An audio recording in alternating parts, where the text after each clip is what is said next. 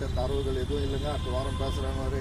இந்த மனப்பான்மை தான் ஒருத்தர் மனசு விட்டு பேசுவதற்காக, பயிலுவதற்காக, நல்ல நட்பு பெறுவதற்காக பயிலரங்கம் தான் இது. பிரித்த மேதை என்பதற்காக அல்ல, வருங்கால சமுதாயத்துக்கு நம்ம தெரிஞ்சது சொல்லிவிட்டு போகணும் அப்படின்றதுக்காக தான் உருவாக்கப்பட்டது. இந்த தீதும் நன்றும் பிறத்தரவாரா அப்படின்னு சொல்லுவாங்க. கனியன் பூங்குரன் நான் சொன்ன வந்தேன். மகாபாரதத்தில் ஒரு நிகழ்ச்சியை நான் சொல்லியிருக்கேன். பாரத போர் மூலமாக நடக்குது.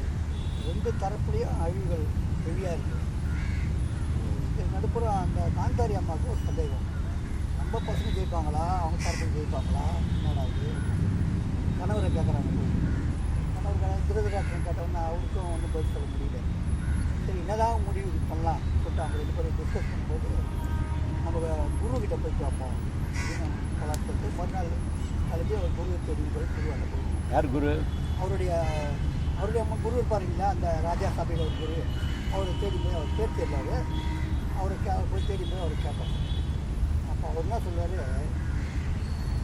இந்த சண்டைக்கு காரணம் ஆரம்பம் என்ன, இந்த சண்டைக்கு அவங்க தரப்பில் என்ன அவங்கள கேட்டாங்க, நீங்கள் என்ன அவங்கள கேட்டீங்க, அவங்க என்ன பதில் சொன்னாங்க, இதில் பொதுவாக வந்தார்ல ஒரு தூதுவரா கிருஷ்ணர், அவருக்கு என்ன பதில் சொன்னீங்க, அவரு உங்ககிட்ட என்ன தரப்பு எதிர்பார்த்தாரு, இதெல்லாம் ஒன்றா கூட்டி கழிச்சு கணக்கு போட்டிங்கன்னா உங்களுக்கே விடை தெரிஞ்சிடும். இதுதான் அதுக்கு விடை. நல்லது கெட்டதுன்றது உங்கள்கிட்டே இருக்குது. அதான் சொல்லுவாங்க, தீதும் அதனால் நல்லதும் கெட்டதும் நம்ம கையில் தான் இருக்குது. தீர்ப்பு சொல்லி முடிவு பண்ணி நம்ம கையில் தான் இருக்குது. அதனால் இது எல்லாம் கவராக இருக்கணும். பேசுங்க.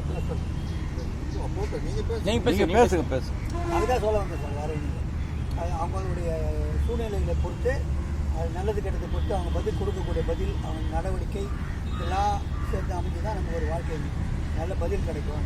சொல்லப்பட்டவா சூப்பர். தீமை செய்தால் தீமை கிடைக்கும், நன்மை செய்தால் நன்மை.